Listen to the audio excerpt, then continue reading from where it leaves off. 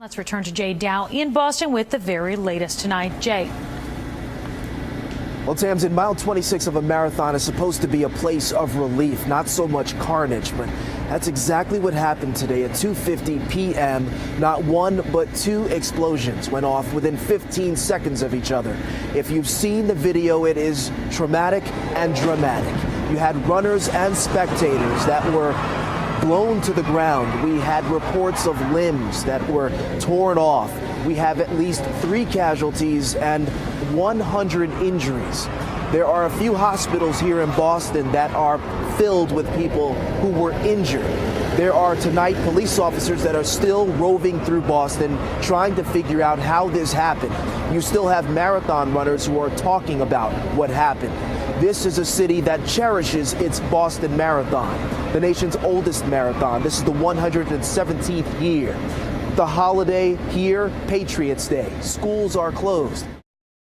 Switch over to Jay Dow quickly just to find out if there's any activity there, because you're absolutely right, James. The official word we're going to get is from Jay's scene. Jay, what are you hearing where you are? Well, we're not hearing anything just yet, but here's what we're seeing. A few minutes ago when we were with you, you saw the flurry of emergency response vehicles, both military and police, heading toward the scene. And just a few minutes ago, we saw a few military Humvees returning from the scene. No lights, no sirens, followed by police cars and a silent procession heading back. So we don't know exactly what to make of that. But something I wanted to show you. This is the Boston Herald. And there was an initial page on here that said the stay-at-home order is lifted and the public transportation ban is lifted and residents are ordered to remain vigilant. And that page changed a minute ago. It now says reports of shots fired on Franklin Street in Watertown. Full tactical response underway. Now, why is that important? Because the stay-at-home order was lifted and people started coming out of their homes. And one of those people spoke with James. You had people who had been paying attention to the news all day. They're milling about. And at some point, the question is going to be asked, well, should that order have been lifted? Was it lifted too soon? The question that was asked during the news conference is, well, obviously there was a threat to public safety that prompted law enforcement to put this order into place. I don't usually look forward to news conferences, but boy, I can't wait for this one. This is going to be the news conference of a lifetime. And you and a lot of other one people, exclamation Larry. point. The bigger one is going to happen in back of Jay Dow. Jay, are there signs that they're getting ready to talk? We don't know, but you know what? Something struck me when I heard and saw the video of the residents cheering as the emergency vehicles came down. You know, it was sort of reminiscent of the feeling that you get at the end of a race, the end of the marathon that was disrupted by so much violence. And you had these residents that were cheering, the end of an ordeal that has lasted for 5 days, Monday through Friday, and they waited, the city waited.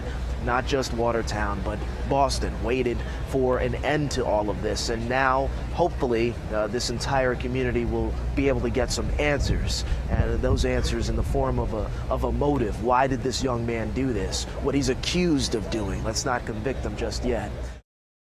Well, what we just heard is that this ended based on the call from a citizen who came outside his home this afternoon and saw movement in underneath the tarp of a boat that was in the backyard. He went to the boat, lifted up the tarp, and told police that he saw a young man covered in blood. And at that point, he retreated from the boat. He called 911, and at that point, state police sent up their helicopter. And we heard during the news conference that that helicopter is armed with infrared technology, and using that infrared technology confirmed that the second suspect was inside the boat. Now, the state police say that they tried to communicate and negotiate with the second suspect to come out peacefully. That did not work. Gunfire was exchanged, and the hostage rescue team had to go in and forcefully remove him from the boat and from the scene. At this point, we're told that the second suspect has been taken to an area hospital. He's in serious condition. We do not know the extent of his injuries. We do not know if the blood that was covering his body, according to the man who saw him, is a result of the shootout that happened this afternoon or of the shootout that occurred last night when he was initially involved in that altercation with police along with his older brother. What we do know is that for this U.S. attorney here in this region, this is when the real work begins. It must have been difficult for you to be there and not fill up with emotion when that was happening. Well, this was emotional. You know, Boston is a city that so closely identifies itself with fitness, with the Boston Marathon. My sister has lived in Boston for the last 10 years. Her husband is a Boston native. His parents are Boston born and bred. So I've been coming up to Boston for the last several years, and the city has grown on me. And to see all of these people, how much they adore the marathon. It's an event. You know, there is no school. People take off from work. It's a holiday, Patriots Day. It's an event. And to see the Boston Marathon attacked in the way that it was, with these two explosive devices, it really struck a chord, not just with me, but obviously with the people who live here. It hit home for a lot of people because this is a sacred event. Because today, this involved not just one neighborhood, not just Watertown, but there were several surrounding towns in the entire city of Boston. Boston is just slightly smaller in terms of square miles than Brooklyn.